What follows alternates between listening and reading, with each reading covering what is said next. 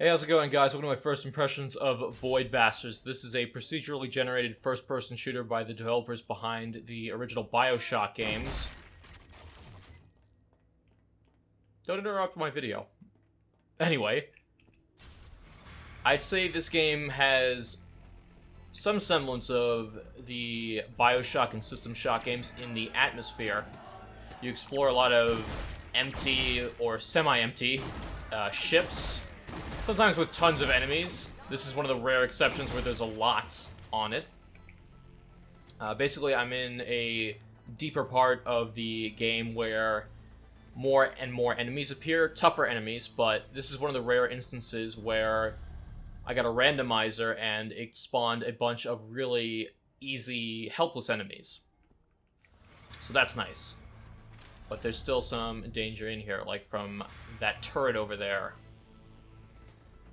Okay, so it's a mixture of Bioshock and System Shock's atmosphere, sometimes, with that one game I covered a while back that no one remembers, Wasted, which was also a procedurally generated first-person shooter. And I'm not using the term roguelike here, because that term is really misused, and honestly, any game with permadeath and procedural generation just gets the staple tag roguelike or rogue light, so, you know. And besides, I don't feel this game is as frustrating as some of those games are anyway. I've considered like a roguelike to have a lot more elements than just die. And it being very hard. Oh god. So, what am I doing on this ship? Let's have a look at our map. Let's pause this the game, thank god. So, every ship's gonna have their own layout. There's gonna be some archetypes. You're going to have certain areas that are going to be filled with very specific items, such as the helm. So this is where you want to go first thing you get on the ship, unlike me. Don't do what I'm doing and just explore randomly. You want to go to the helm, you want to go here, and you want to grab the loot locations of every item so that you can quickly grab everything and leave. Why do you want to quickly grab everything and leave? Well, because there's a warbot that can spawn that I just triggered that will come around the entire ship and try to murder you. And it takes a lot of hits to kill it. And you do have a limited supply of ammo. It's on the bottom right there. And on the bottom screen, that pink text right there, that pink banner, SecBot activated. It's going to try to chase me down. There is a degree of stealth in this game. Basically, you can crouch. If you run around like this, at the bottom of the screen, you see those little white things. That shows that the enemy can hear you. And you play as various different characters in this game with their own traits. So if I go to mine right now, Bio receives 25% off the Krell Marked, which means cheaper prices at the shop, but Suspect, more quickly detected by peepers and gun points, which is what I just walked into, a peeper. It triggered an alarm, and now this bot's going to try to kill me. Oh, there we go. There he is. Let's run this way. So, you can be detected fairly easily if you run too much, like I'm doing right now. And you don't want to take too much damage over time because it is hard to restore health. I am lucky that there is a health restoration station on this ship, but I'd say it's like in one in every, like, 8 ships I even see that. The only other way to restore health, from what I've seen so far, is to be on your ship. And the only way to get on your ship is to die or run back to it. Ah, oh, jeez. I didn't have enough ammo for my pistol, so I'm trying to... There we go. This turret's a little bit annoying. Just in case I need to run back through here. Ah, oh, jeez. So see this text in these doorways? So this is how you can tell without hearing where enemies might be coming from or what doors they might be through. Let's run away from that. Thank you. So, there is some of that stealth aspect. You can crouch. If you move around like normal, you're not going to attract more attention, but you can hide a little bit easier if you're crouching. Let's get some health.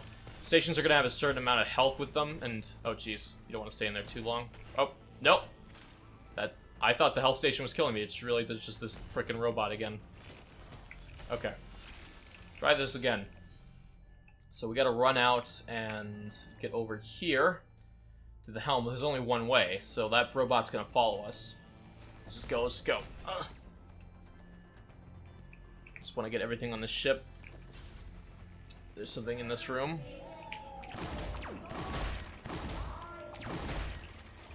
So the weapon I'm using is a shotgun. Essentially, I don't have basic data or ammo for my other gun, which is the pistol, which allows me to shoot these little bombs that I'm throwing a little bit easier.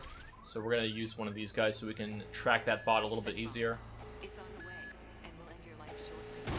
Don't tell me there's another set bot coming out. Jeez. Okay. So, sec bots in the room, not good. But if I run down here, we'll hit a gunpoint, but there's a lot of loot over here, which is nice. Okay, let's just try to get out of here. I have good health, though. Thank God for that healing station. Oh, God. Ugh, there's no way to do this. And sometimes you're just going to take damage like that. There are a lot of enemies in this game that shoot dodgeable projectiles, but you're just going to get destroyed sometimes. Thank God for the healing station. Use these as much as you can. Now they're out. I think I can maybe get more if I... Ooh, health booster. Okay. You can do these little hacking things to... Did I just... Oh! I increased my max, so I was at, what, 750, 500? Now I'm at 1,250, which is nice. Sometimes you can get permanent upgrades on your character trait itself, so that's an example. The other time is messing with your DNA. Again, similar to Bioshock, which is really cool. It's a nice running theme with this game. If you're going to copy Bioshock, you know, it's nice to have the original devs and, you know, you're copying the good parts of Bioshock. One thing they didn't really escape from here is the gunplay. The original Bioshock didn't have great gunplay. Bioshock 2 was kind of an improvement, but it sacrificed the story. So here, you're not really playing it for really fun gunplay, and there's not really crazy deep RPG elements either. So you're not even getting a game like System Shock, where it's an RPG shooter. This is just a shooter with a couple just little mix-ups here and there. It's really the crafting system, the progression, and the cool enemy design that's really keeping you playing. It's definitely not the story, which is a bit of a shame here. It's got good atmosphere and no story to back it up. Basically, you can progress through this game by completing certain tasks, which we'll get into as soon as we get the hell out of here. Looks like that SecBot's not pursuing us anymore. I just destroyed one of those peepers, too. Let's just get out of here. Oh my god. Join to our ship. Okay, that was pretty successful.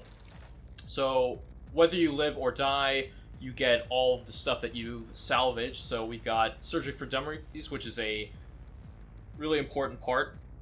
We got a ton of fuel, food, and then we got these materials that will be broken down into these actual materials over here. So here are our parts, materials, status, so these are health, fuel, food.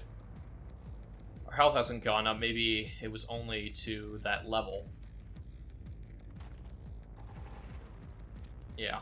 Usually, if it's a permanent buff, it'll show up right here.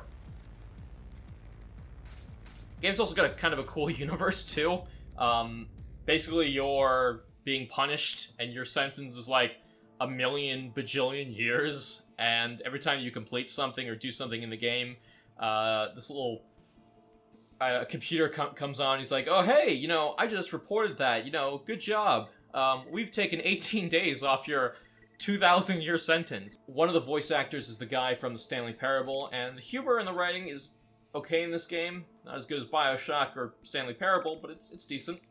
So right now, we need a wiring diagram, which is essential for the part we need to progress in the story, as well as two other parts. Now, thankfully, with this game, you can actually craft the wiring diagram, or you can find it out in the world, and it's actually pinged for you, which is nice. But for right now, we're not going to do that. We're going to see if we can avoid that and just get it from a ship. So, this is a really interesting item. Colon Cleanser. Recover 50% more health each day. So, as I've mentioned before, when you're eating food on your ship, which is just hitting the wait button, you consume one food and then you heal up a little bit. So we're going to actually get this so that we heal a little bit more, which is nice. We can also get more stuff. So this is the Bushwhacker. This is the landmine thing I was using. This is pretty useful. We can also upgrade our base items that we already have. So we have the option to increase rate of fire by 50% here. Bullet Hunter, bullets can be found in habitat modules.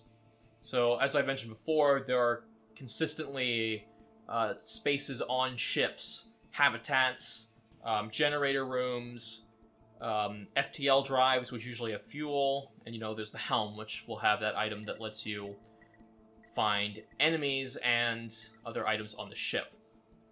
Okay, so let's see here. I kind of want the Bushwhacker upgrade, but we could also wait on that. But we can actually get these two, because this requires a magnifying glass, which I got randomly, which was cool. Bullet Hunter, and then this will just increase where I can find bullets. They're always going to be in a very specific place for a lot of these items. So, like, bullets will be found in, like, these armory room areas. So now they'll be in the habitat modules as well, which is cool. I'm going to save this one because it was hard for me to get those Ion Brews and Surgery for Dummies. You also got a Heart Starter right here. This can revive you from death, and that goes into over here. So you can also get torpedoes, which destroy these giant pirate ships or whales that can pursue you. The whales can give you food. Pirates will harass you if you go on a ship when they're hovering over it. Warp keys let you just warp way far ahead. You also have the option to locate specific parts if you wish. So it'll ping them on the map. And then, of course, you can use your materials to actually craft parts, and then use those parts to, you get the idea. And then you can unlock more stuff. So the game is very good about sharing information for the most part. Sometimes it doesn't really say anything about certain things. Like, I didn't know you can sprint backwards. I didn't know that there were those health upgrades on the little medical bays, but you'll learn it pretty fast, honestly. This is about 3 hours into the game. So over here, that's where the wiring diagram is. Should I choose not to craft it, I can get it from over here, but that could be several jumps away. It doesn't really give you a good indication of that. This is the ship I'm currently on. Can't dock anymore. So I can eat food, or I can go over here. Eating food will take away 1, and it'll restore my health, but I don't need that. So what you can also do is you can just jet further and burn a fuel, eat something, because you don't want to starve. So I have 8 jumps and 3 food. Jumping requires both of these.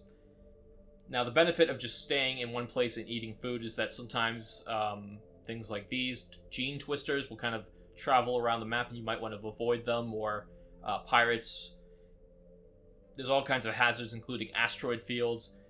Basically, these gene twisters, they can randomize your traits, and sometimes they can be good, and other times they can give you these red things right here.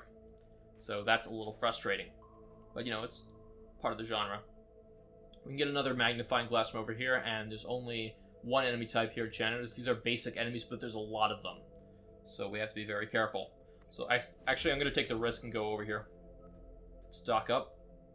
Oh, the wiring diagram's right here, too. So we're going to need some food before we get there, but data store. There's food over here, too. But that's still a long way. Okay, let's dock. Let's select our weapon. We don't have any ammo for our pistol, so we're going to have to use the shotgun, which is fine. Actually, you know what? Let's use the toaster. Charges up for burst fire. These enemies are very easy to kill with this. I think the only problems I'm having with the game so far are some weapons are just flat out useless. And the story progression. Like this gun right here, Spiker, silently fires toxic spikes. Doesn't alert enemies, which is cool, but the damage is so low that it takes up a slot too, so that's a little annoying. You can carry a firearm and an indirect gun with you, and I do like how it'll tell you, what's in this area before you go, so you know what you're using. There are enemies that can go invisible and kind of teleport. That's something you don't want to fight with the toaster. But if they're just kind of coming up to you and shooting you from range, you have plenty of time to charge up and blast them and kill them in one hit. So this is a perfect gun for this. In this ship in particular, we have bullets and zap charges, which is good, and we have that magnifying glass part, which we can find. Okay, so it does have a helm, and it's right here, which is very useful, so we're just going to take a left and go over there. The art style, especially in lighting, looks really, really nice. I like how they don't overdo the cell shading, and the game just looks really, really, like, clean and slick. A lot of games, they'll just try to overuse, especially with indie games or older AAA games, they just look terrible with the cell shading. It just looks awful over time, especially, like, as the game ages. Here, it looks really nice. Yeah, see, this is absolutely blasting through these dudes. Okay. So, you can check the mini-map on the left. It'll show these little spots. And since we scan the ship, we have all these now, which is nice. Here's where the part is. It's one of the bigger stars. So we're going to go down here, and then we're going to go over here, and just do a full circle. And, you know, as you can see, FTL has the fuel here, so it's a great place to look. So it's not like you always have to get to the helm if you want to know where anything is and not die immediately. There's always, like, you know, some memory going on here. It's not like everything is totally randomized, which is totally fine. Now, going back to the other complaint I had a little earlier, it was... These are crates we can unlock with merits if we don't want to spend them at the store, which I think we're going to do here. Alright, lid brush, food, so it doesn't show us the part here, by the way. It just shows, like, oh, this is just another crate that might have a part. All parts are usually just going to be in a crate somewhere. It's not like you're going to need merit. It's not like you're going to be like, oh, I don't have enough merit. I can't get this part. I just wasted all my time. No, you can find the part. There we go. So, going back to what I was saying earlier about the story progression, it's not very interesting. It's like, okay, I did one piece so far, and I crafted one of the items, or I found one of the items, I can't quite remember, and I found the other one, you know. I gathered everything together, I crafted the part I need, and then it's like, okay, you congratulations, you found the part. Now you have to use it with this other thing. What's that? The other thing is gone. Well, you're gonna have to build it, buddy. And it's like, it's kind of like just this loop. And that would be fine. You know, that's essentially what a lot of these games boil down to, is just doing this, like, you know, loop with... Oh, God. Oh, my God. Should I even bother? I think I'm just gonna leave. Most of the items are over here. No, come on.